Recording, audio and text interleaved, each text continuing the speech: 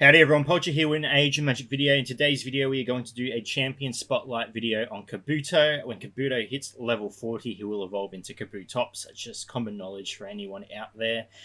At max level, stars end level 80.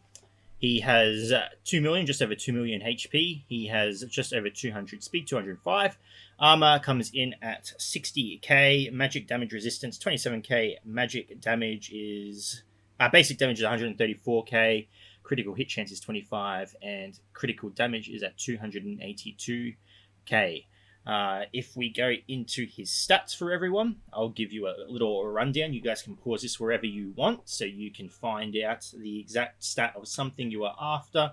I'm not going to go through all the stats here. I'm just showing it to you so you can pause it if you need to and have a look, just for your general knowledge. So there you go. Now that you know his stats, we are going to jump in to his abilities, see what they do at max level, and then have a little bit of fun with him. Moving on to his abilities, we have Naginata Strike. His basic ability inflicts undodgeable damage to an enemy, has a 13.2% chance per high elf in the party to increase the damage of his next critical hit by 35%. Moving on to his first special, Piercing Thrust, inflicts undodgeable damage to an enemy and reduces the target's initiative relative to Kabuto's missing HP. Percent of HP increases his critical hit chance to 100% for 2 turns. So doing a bit of damage. Defensive Formation, his second special. All high elves in the party and the ally with the lowest health will counterattack once against any target that damages them. Has a 12% chance per high elf in the party to prevent initiative being lowered for all high elves and the ally with the lowest HP for 2 turns. Has a 20% chance per high elf ally to increase the speed of all elves in the party and the ally with the lowest HP by 12% for 2 turns. Moving on to his passive, Defender's Honor. Kabuto regains 2% of his max HP when another high elf in the party takes damage. At the start of his turn, he has an 11% chance per high elf in the party to provoke an enemy to attack himself for 1 turn. Kabuto receives 10% initiative when another high elf in the party takes damage. I think that's a really good defensive passive for a tank, especially the gaining initiative when allies get hit. Tanks are very underwhelming in this game. Siegfried at the moment is the best. I'm sure Magnus, when he's released, will be top tier because he's an Archon, just because he's an Archon. But tanks really need to be boosted. All tanks across the board. I think it will change gameplay significantly. So it's good to see that this tank is a bit faster than others, just because he's getting initiative when his allies are getting hit, and his leadership ability, Insanity of the Abyss, is all allies get a 7% chance per high elf in the party to block resurrection of a target they attack for 1 turn. Allies do 3% more damage to a target per dot the target is under. So you could get a fair bit of damage if you got Mizuhiku on the team. The duration of the resurrection block is increased by 1 per every second high elf in the party, not counting Kabuto.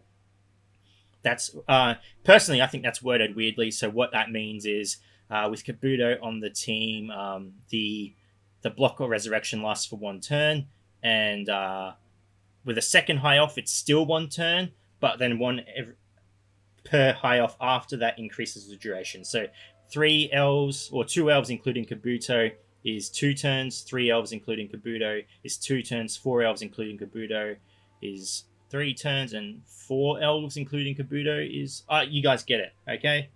It's I asked them, hopefully that clears it up.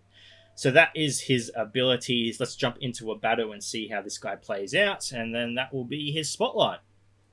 Okay, going into battle, what I'm going to do first is I'm going to use anti-heal against Balthazar here. I'm not versing any meta team here because I found that when I'm versing meta teams, I have people that prevent me from showing off abilities. So that's one of the reasons I'm not using a meta team right now. Okay, so next up we want to use our Water Shield by Mizuhiku. Put a shield up on everyone, and then we are going to use Defensive Formation with Kabuto. That is our next goal, and then we are going to increase defenses by Sage of 3 Pars by Howdy. So we've got a pretty good range of buffs on us at the moment. Now, this is where it gets interesting. We're going to use the AoE, what is it called, Light Bomb from Oraheim, and with Kabuto's leadership ability, we should have a chance of putting the anti-resurrect, double strikes as well, which is even better for us. We get 2, is it 2 or 3? There's an anti-heal out there for some reason. Is that anti-heal? Blocks healing. Okay, blocks healing. And we've got 2 prevents resurrection. So if we kill Gatekeeper or Hound, that will prevent them from being resurrected. Awesome. So now we are just going to keep attacking Balthazar at the moment. We're going to use Terrifying Illusion, and with a team full of high elves, we have the greatest chance to increase the cooldown. I'm not going to look at their abilities though to see if it landed. We are going to use Piercing Thrust. Now, this is where it is a bit shit, because we haven't lost much health on Kabuto. We're not going to really reduce the initiative all that much, but we are going to put this on the slowest speed and see him hit for 620k. Now, what I have noticed in this game is that when a hit kills a target, if it's a critical strike, it doesn't really show as a critical strike. So I'm pretty sure that 630k was a critical strike. What we're going to do next is we are going to eliminate Hound. He cannot be resurrected, even though there's no resurrector on the team. That's cool. We'll take out Infernus, and we are forced to attack Gatekeeper, who has a taunt on him. What's that from? I'm not going to look into it right now, but Gatekeeper's actually being a tank, which is interesting.